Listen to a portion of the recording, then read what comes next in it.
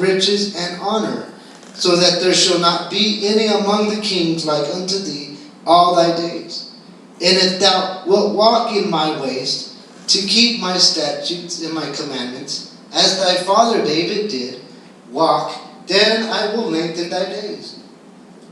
Verse 15. And Solomon awoke, and behold, it was a dream. And he came to Jerusalem, and stood before the ark of the covenant of the Lord, and offered up burnt offerings, and offered peace offerings, and made a feast to all his servants. Now if you go back to verse 1. Verse 1, it says that Solomon, had just got through building his house. Not only did he build his house, he built the house of God. Not only did he do that, but he built the walls of Jericho. The walls of Jerusalem. And in total, Solomon spent 23 years of his life doing this. He built his house first. Then he built the house of God. Then he built the walls. I'm telling you this because 23 years it took for the Lord to appear to Solomon. 23 years. Why didn't he appear to him when he was building?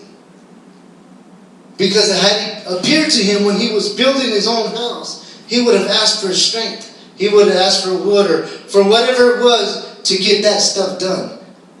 Like, Lord, if the Lord came to you right now and appeared to you, Ryan, and said, what is it that you need? What would you say? Blood. Right? Santana, what would you say? My car be fixed.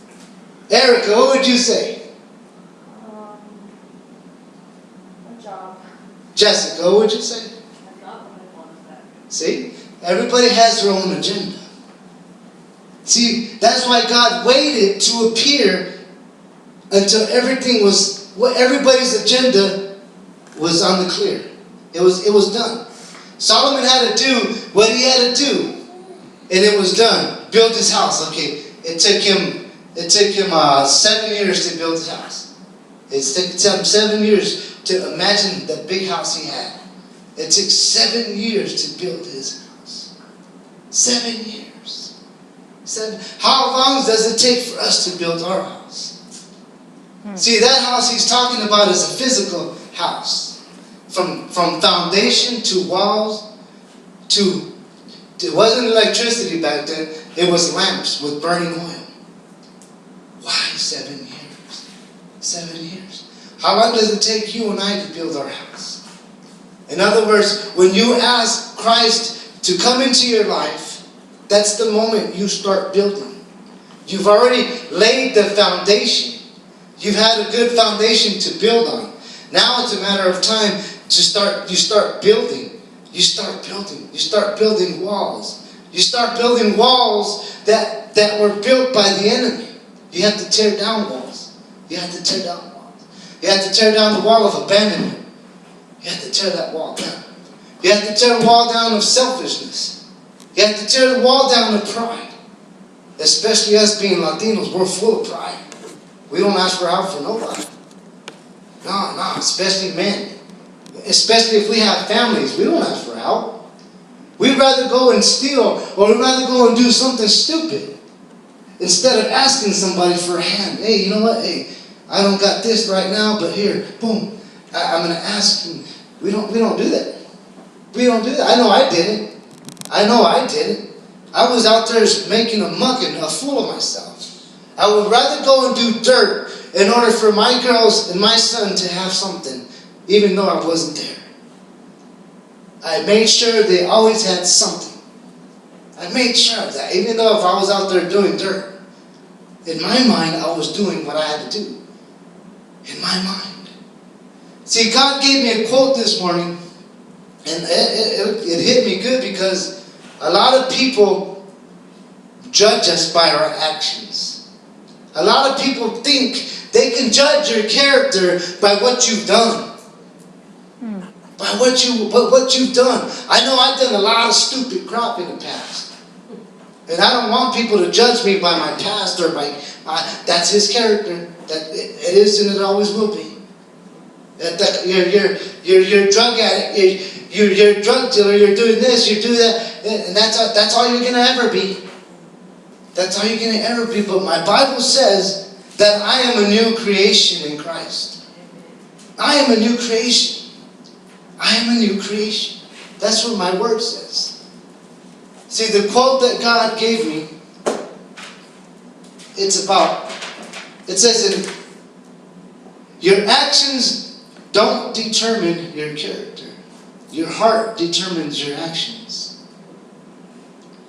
Your actions don't determine your character.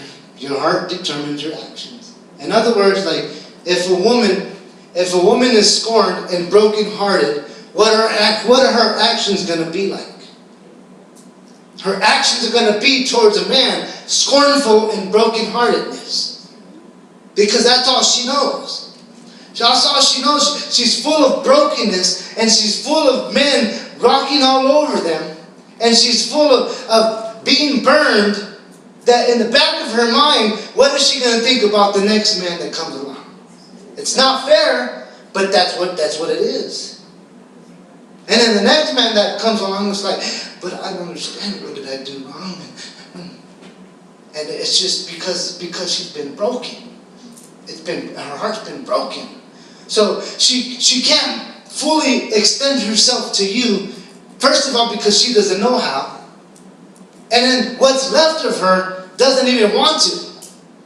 Because what's left of her, you're going to break it. You're going to break what's left of me. So I'd rather have what's left of me bottled up with me. And then, yeah, I'll tell you I love you. I'll tell you I mean, but do I really? Do I really put myself out there? Do I really do? Because you're fearful. You're fearful. You're fearful. And that's my example of character. See, when I'm talking about character is because we have to look at the character of King Solomon. Another one I came up with was, in order to understand the dream Solomon had, we have to understand the man he became. Because he became the man before the dream. The dream was just a confirmation of what he had already become. Also what God had given him.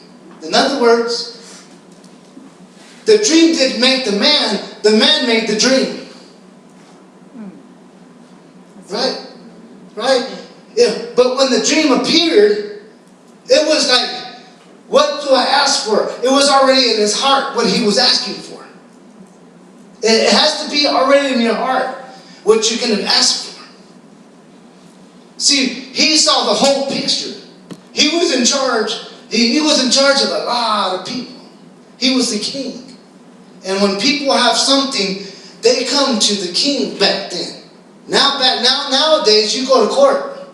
You have an issue with somebody, you go to court. Let's take care of it in court. And the courts aren't always going to judge your way, are they? They're not going to always look for justice according to what you think justice should be. See, so when he saw all the multitude, and God appeared to him in the dream, he already asked for what he had in his heart. I'm saying